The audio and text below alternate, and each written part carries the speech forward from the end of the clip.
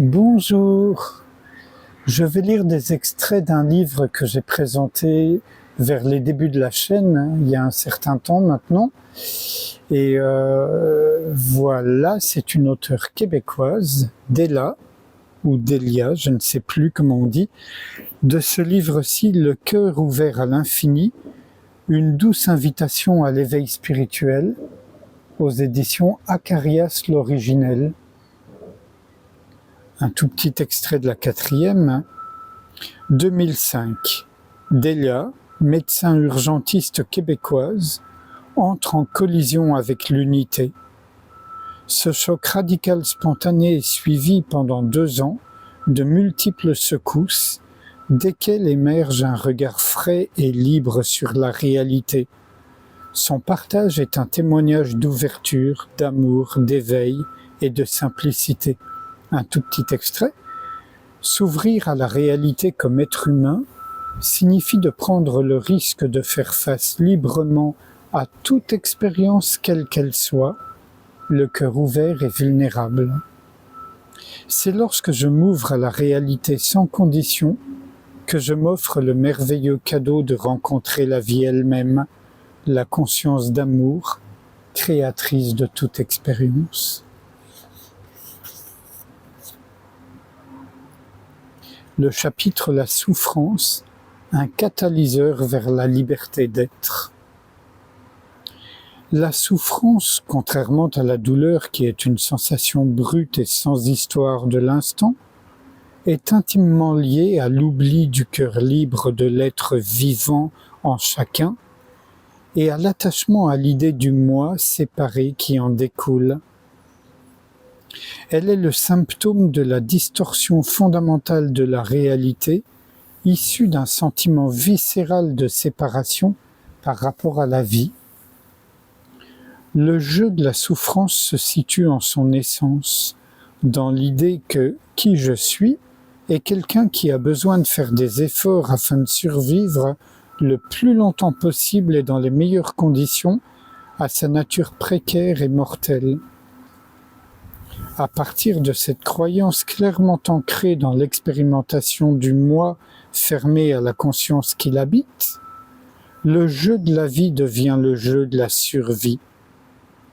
Selon des critères encore une fois conditionnés et basés sur un besoin de sécurité, le moment simple de la réalité devient la lourde trame de l'histoire du moi qui se perçoit provenant d'un point X rendu à un point Y dans sa vie et qui doit se rendre à un point Z déterminé par lui-même. Le grand repos spontané de la vie se transforme alors en grand marathon interminable de l'existence. L'attention est mise sur le temps qui passe, sur la peur et sur le manque, lesquels sont relativement compensés par le besoin de contrôler, de savoir et d'avoir. À partir de cette tension d'existence, la possibilité immédiate de s'abandonner à la vie se dissout et les défenses s'affermissent devant la vulnérabilité d'être. Ce faisant, une coupure se crée entre la vie et l'armure confectionnée par les défenses dans laquelle le moi se protège, mais qui, tel un scaphandre hermétique, l'isole du ressenti du doux vent de l'être. Le port de cette armure pourra avoir des effets divergents. Pour plusieurs, il saura constituer une protection procurant un confort suffisamment important pour que la pertinence de cette armure ne soit pas remise en question. L'identification restera forte et sans ouverture à explorer plus loin. Pour d'autres, le port de cette armure pourra être à la source d'une soif d'oxygène de l'âme, exigeant de prendre le risque de s'ouvrir à la vie avec vulnérabilité, afin de retrouver la nature même de ce qu'ils sont vraiment, l'océan de l'amour de la présence, l'océan d'amour de la présence.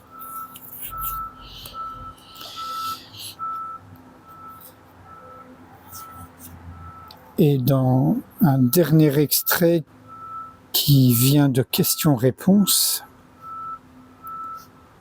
Question: pourquoi l'éveil? Être bien et heureux de notre sort, n'est-ce pas suffisant? Que nous apporte de plus cet éveil? Della: si l'appel vers notre vraie nature n'est pas au centre de l'élan du moment, le mental pourra trouver qu'il n'y a rien à gagner à se tourner vers l'éveil, et il aura tout à fait raison. Mieux vaut dans ce cas ne pas se préoccuper de cette question et profiter de la vie. Si toutefois l'appel est présent, alors le mental pourra se poser la même question, mais il ne fera pas le poids par rapport au mouvement plus intime de l'âme à se découvrir en tant qu'être. Plus loin, le mental a l'habitude de se créer toutes sortes de scénarios pour me détourner de cet espace infini et intemporel où rien ne manque. Il pose des hypothèses, puis cherche des solutions aux problèmes qu'il s'est créés. Il joue à exister à travers son histoire, ses désirs et ses peurs. Je passe d'autres extraits. La réalité, c'est que dans le moment, mon cœur bat, et ce battement de vie est indépendant de ce qui se joue sur le grand écran du mental créateur d'histoire.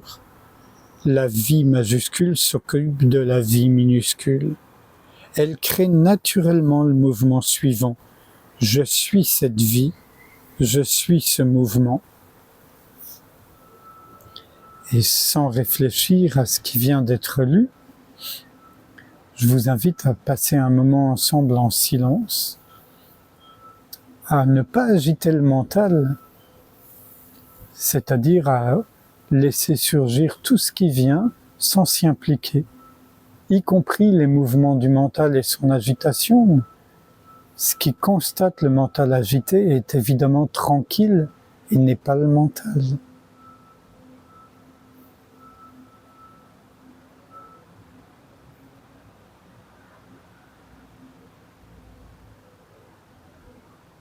Être ouverture permet de vraiment tout accueillir sans rien choisir.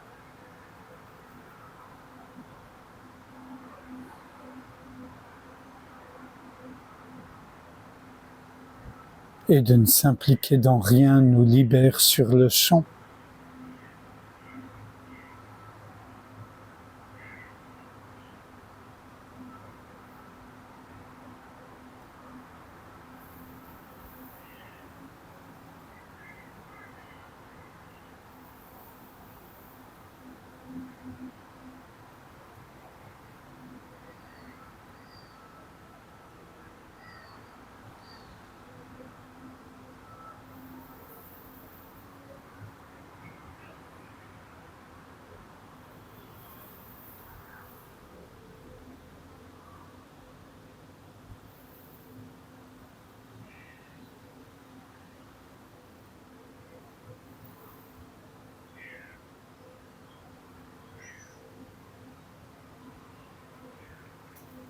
Je vous remercie. À bientôt.